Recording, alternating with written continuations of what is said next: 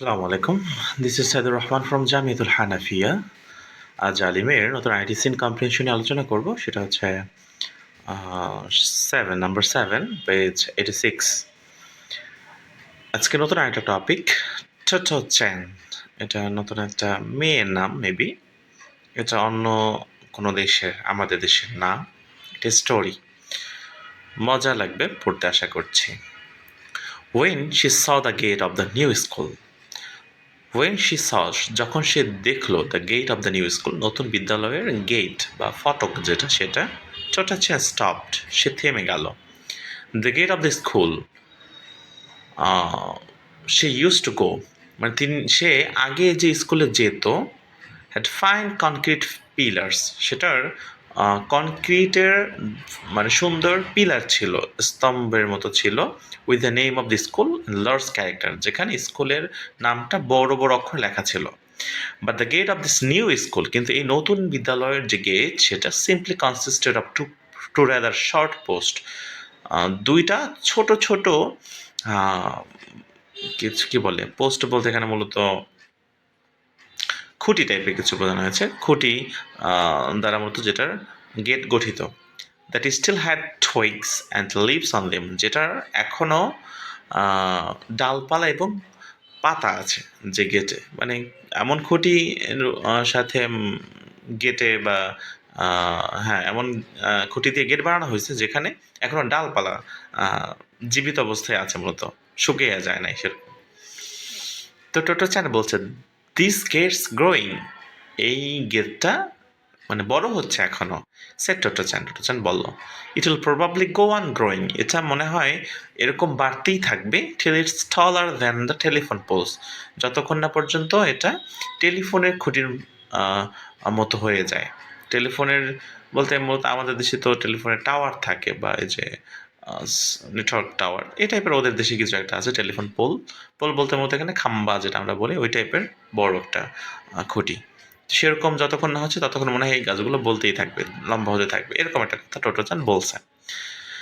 এবার বলছে, the two gate posts were clearly trees, এই দুইটা যে গেটের যে খুঁটি, এটা ওয়ার ক্লিয়ারলি ট্রিজ, এটা স্পষ্টতই ছিল গাছ, উইথ রুটস, যেগুলো শিকড় ছিল, মানে সেগুলোর মতো একদম স্পষ্ট গাছ, কোনো খুঁটি টুটিও না। ওই শিকট ক্লোজার, যখন সে খুব কাছে গেল, she had to put her head to on side to read the name of the school.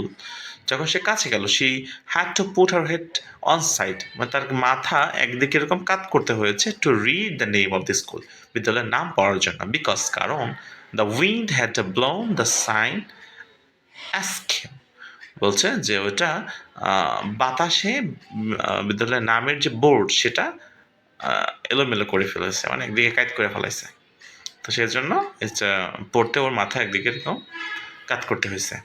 তো সেখানে লেখা ছিল টু মই গ্যাকুয়েন, এটা কিছু লেখা ছিল ওদের ভাষায় বলতে। Totto chan was about to ask mother what Tomoe meant, মানে টমো যে লেখা শুরুতে, এটার মানে কি। ওই শিক্ষক, মানে এটা সে তার মাকে জিজ্ঞেস করতে যাচ্ছিল, এই সময় ওই শিক্ষক একটা গ্লিমস অফ সামথিং, সেই সময় সে কোনো কিছু একটা তার চোখে আটকে গেল, মানে কোনো কিছু সে এক নজর দেখে ফেললো, দ্যাট মেড হার থিঙ্ক, যেটা তাকে চিন্তায় ফেলে দিল, সে মাস্ট বি ড্রিমিং, যে সে মনে হয় এখন স্বপ্ন দেখছে, এরকম একটা চিন্তা তার ভিতরে ঢুকাই দিছে। সে স্কোয়াটেড ডাউন, সে সামনের দিকে ঝুঁকে গেল, and peered through the strawberry to get a better look, এবং ওখানে একটু ঝোপঝাড় ছিল, সে ঝোপঝাড়ের ভিতর থেকে সে ভালো করে উকি দিয়ে দেখার চেষ্টা করলো যে আসলে কি এটা। শি কুডেন্ট বিলিভ হার আইস, এবং এটা দেখে সে তার চোখকে বিশ্বাস করতে পারছিল না। মাদার, বা is that really a train, বা এটা কি সত্যি একটা ট্রেন, রেলগাড়ি, there in the school grounds, এই স্কুল মাঠে।